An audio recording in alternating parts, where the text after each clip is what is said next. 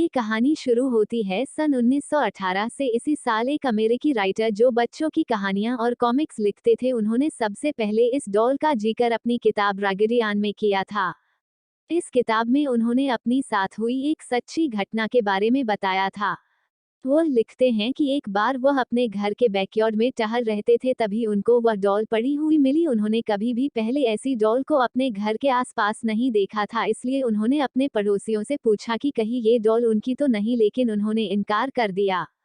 उन्होंने इसके बारे में ज्यादा नहीं सोचा और डॉल को अपनी बेटी को दे दिया। वो डॉल को देखकर बहुत खुश थी, वह उसके साथ हर रोज खेलने लगी। खेलत खेलते उसको डॉल के साथ इतना लगाव हो गया कि वह डॉल को एक पल के लिए भी अकेला नहीं छोड़ती थी। वो घर में अकेली बैठी उसके साथ ज्यादा समय बिताने लगी और बातें करने लगी। उसके पिता को उसकी चिंता होती, लेकिन वो बच्ची समझकर उसे नजरअंदाज कर देते। लेकिन जब वह 13 साल की हुई तब वो किसी गंभीर बीमारी से पीड़ित हो गई। इलाज के लिए उसे वैक्सीन दी गई, लेकिन उसका उल्टा प्रभाव हो गया, जिसकी वजह से उसकी मौत हो गई।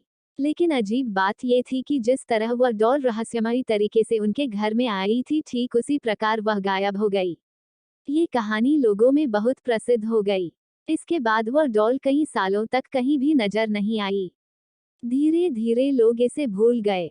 लेकिन 1970 में ये डॉल हॉबी स्टोर नाम की एक दुकान में नजर आई।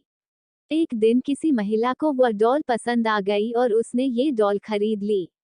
उस महिला को ये बिल्कुल भी अंदाजा नहीं था कि यह डॉल भूतिया है, लेकिन उसने ये डॉल अपनी बेटी डोना को उसके जन्मदिन पर देने के लिए खरीदा था।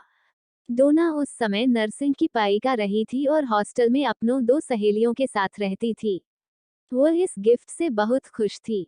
इसके साथ साथ वह हैरान भी थी, क्योंकि उसकी डॉल के साथ खेलने की उम्र भी बीत चुकी थी।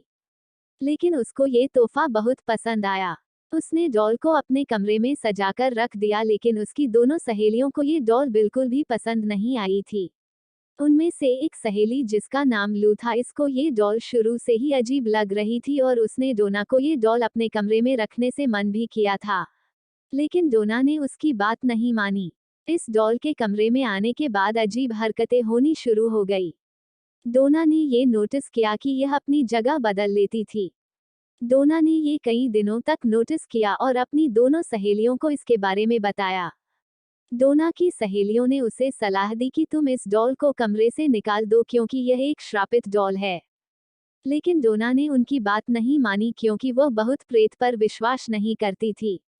समय बीतता गया और लगभग 1 महीने के बाद उन्हें अपने कमरे में एक कागज का टुकड़ा मिला, जिस पर बच्चे के लिखावट में हेल्प मी लिखा हुआ था। उन्हें ऐसे टुकड़े कई बार अपने कमरे से मिले। एक दिन जब तीनों सहेलियां अपने कमरे में पहुंची तो उन्होंने देखा कि डॉल छाती पर और कमर पर लाल रंग के निशान पड़ गए हैं, लेकिन क्योंकि वह नर्सिंग कर रही थी तो उन्होंने इसका पता लगाने में ज्यादा समय नहीं लगाया कि यह रंग नहीं, खून है। इस दौरान भी डोना की सहेलियों ने उसे बाहर निकलने को कहा, लेकिन डोना ने उनकी बात नहीं मानी, क्योंकि डोना को भी इस डॉल से अजीब तरह का लगाव हो गया था। एक दिन लू घर में अकेली थी और डोना अपनी दूसरी सहेली के साथ कहीं बाहर गई थी। तभी लू को डोना के चीखने की आवाज आई। वो ये भूल गई थी कि डोना तो घर में है ही नहीं, और जब वो कमरे में गई तो देखा कि उस कमरे में उस डॉल के अलावा कोई नहीं है। इसके बाद कमरे से लू के चीखने की भी आवाज आई। इत्तेफाक से उस समय डोना और उसकी सहेली लौटकर आ चुकी थी। उन्होंने कमरे में जाकर देखा तो लू बेहोश पड़ी थी और शरीर पर गहरे चोट के निशान थे। डोना और उसकी सहेली ने लू को हॉस्पिटल एडमिट करवाया।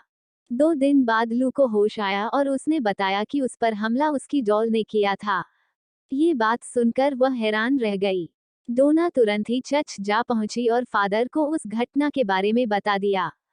फादर ने उनकी बात सुनकर उनको अपने सीनियर फादर के पास भेज दिया। उन्होंने कहा कि इस डॉल में बुरी आत्मा का साया है और यह बात उनके संभालने योग्य नहीं है।